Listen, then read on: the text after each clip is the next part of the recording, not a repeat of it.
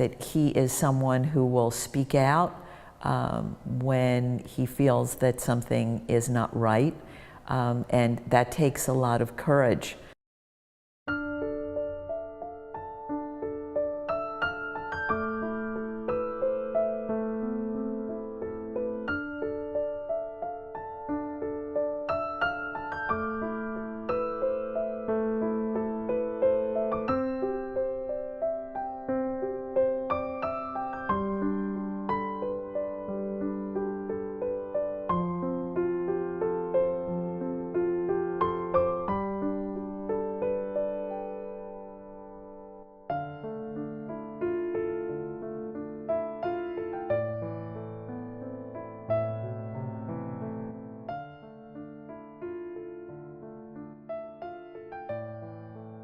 I'm Professor Roberta Rosenberg, and I teach at Christopher Newport University, which is part of the state university system in Virginia.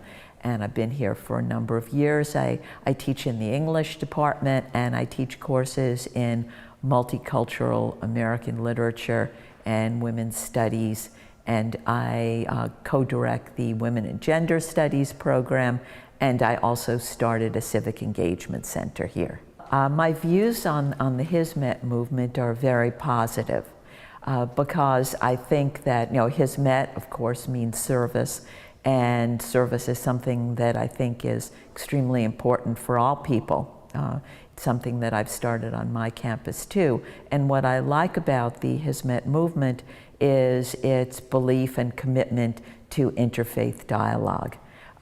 In my feeling is that there isn't enough of that cross-cultural dialogue. Very often in the United States, people who have one view only speak to people who have that view, and they only read newspapers and magazines of that one view. It's especially important for young people. I teach young people, and most of them don't read modern contemporary newspapers, so they very often don't get the viewpoint of people who might be different. And one of the things that I know from my field, which is multicultural literature, is that if students don't interact with people from different cultures in college, the research suggests that they never will. So this is a really good time for that to happen. And the Hizmet movement is, because of its commitment to interfaith dialogue, is extremely valuable. Well, my views on Fethullah Gulen are also very positive. I know that he is someone who will speak out when he feels that something is not right, and that takes a lot of courage, particularly if you represent a group and they feel maybe you shouldn't say something about a certain situation, and he does. So, he is, I think what I like about him very much is his commitment to the common good, but also a sense of, I think it was, I read an article where he talked about education and metaphysics, reason and spirituality. And very often, I think in our culture, there are the people who feel that religion is extremely important, and they're maybe not as interested in education, and then the people who are interested in education and don't have any patience for religion. And I think that what I like about him is his commitment to balance the interests of the spiritual and the interests of the logical and reasonable. And that is unfortunately rare. So I think that is a very good thing. For instance, I know that just recently Mr. Gulen spoke out about the abduction of Nigerian girls. And this is something I'm very concerned with, since I'm very committed to the education of girls. And I thought it was courageous of him to speak out about it, since the abduction of girls would have nothing to do with Islam, just the opposite. You know, from my point of view, it would be really I don't want to say perversion of Islam, but it is a misinterpretation of Islam. And I feel that when he speaks out on it, that is very important.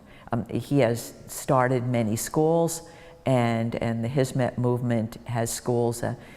Last time I looked, in 100 different countries, and I know that girls are welcome in these schools, and they're educated, and the education of girls is extremely important to the common good, as well as the ability of the modern state to do well. So I know there's been criticism by the government of the Hizmet movement, and I think that is so unfortunate.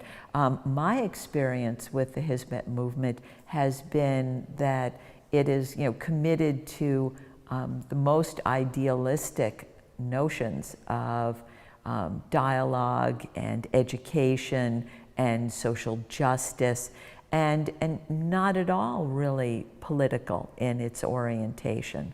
So I find sometimes when, and this is true in the United States as well, when leaders get themselves into political trouble, they look to blame someone. I find that sometimes in this country, as well as in other countries, when leaders get themselves into difficulty, they might look for a scapegoat. They might look for someone to blame. And this is very unfortunate, because I think that Mr. Erdogan, if he wants to work with the West and wants to work with countries outside of Turkey, would find a real help and aid in the Hizmet movement, because they're a catalyst. They make it possible for people who might not know much about Turkey and might not know much about Islam to understand something about the country as well as the religion. And that would be past the usual stereotypes that we read, and then some of them are sensational stereotypes and negative, that we read in our press. So it is really unfortunate that he would not see the Hizmet movement as an ally, because it certainly could be. I know that Mr. Erdogan has criticized the Hizmet movement, and I suppose that he's criticized the Hizmet movement for speaking out. But in the United States, we are very committed to free speech. We actually believe that it's the duty of every citizen who cares about the country to speak out and to express a view. And sometimes you criticize your government, but you do it with love, in the same way that you might criticize someone in your family that you love, because what you want to do is to make the situation better. And it won't get better if people just sit and take what they feel is not right, but not do anything about it. So, I think that free speech is for us is considered a First Amendment. It's one of our primary goals, and it's one of our primary rights. And in a contemporary society, we would hope that that would be true in all societies, so that it's important for a government to understand that. And I wish that Mr. Erdogan realized that when people speak out and disagree with him, that they're not disagreeing with Turkey, they're actually trying to make life better for everyone.